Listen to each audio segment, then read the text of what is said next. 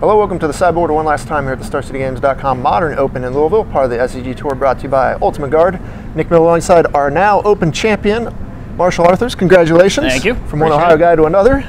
You had the Dan Musser tweet of approval last night when you ran off the 9-0. Yeah. And I saw what deck you were playing. You know, how'd you come to Mardu Pyromancer? Because we've seen it put up a lot of success, but now it's kind of resurged. Yeah, so I grind on Moto a lot, so I don't really play Standard. Legacy, Modern guy. And that, I don't remember his name, but ran off 40 wins in leagues, undefeated, and it's got to be legit. Looked in, played him multiple times, got destroyed every time. Jerry got second with it.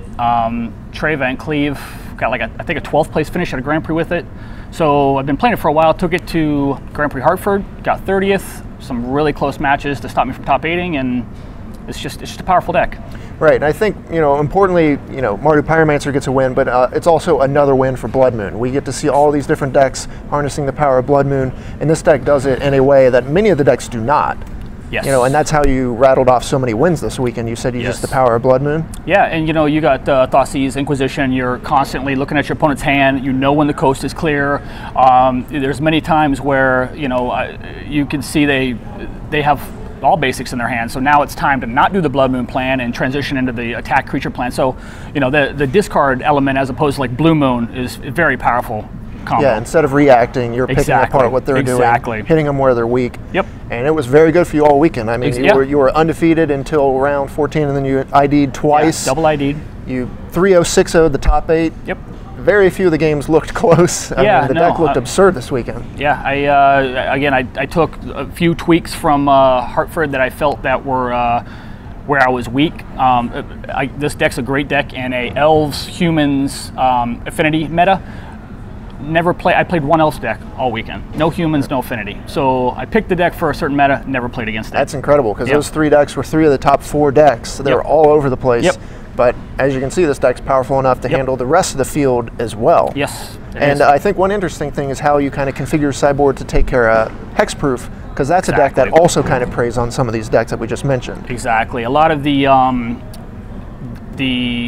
builds I've seen run like 2 Liliana, whether it's main or sideboard, and it just doesn't cut it. A smart Boggles player will know exactly how to weave through that. They got Dryad Arbor, and they have Leyline of Sanctity. So the Snare Bridge was a clean answer, would lock them in conjunction with Blood Moon, and just grind them out.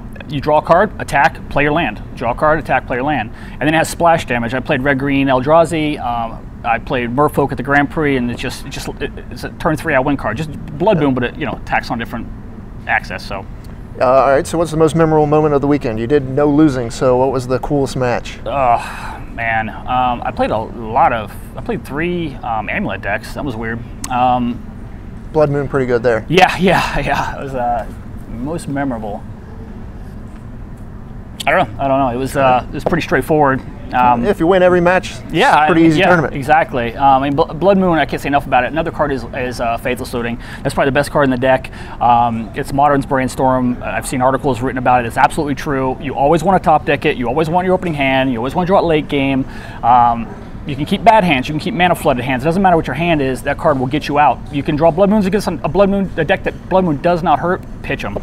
So it's just a fantastic deck. It's great at grinding, and keep talking like that, people are going to want to ban it. So better be careful there. Exactly. Well, you put on a great show this weekend. You just slaughtered everyone. So congratulations one last time, man. Very good job. Thank you. Send it back over to Patrick and Cedric one last time here in Louisville.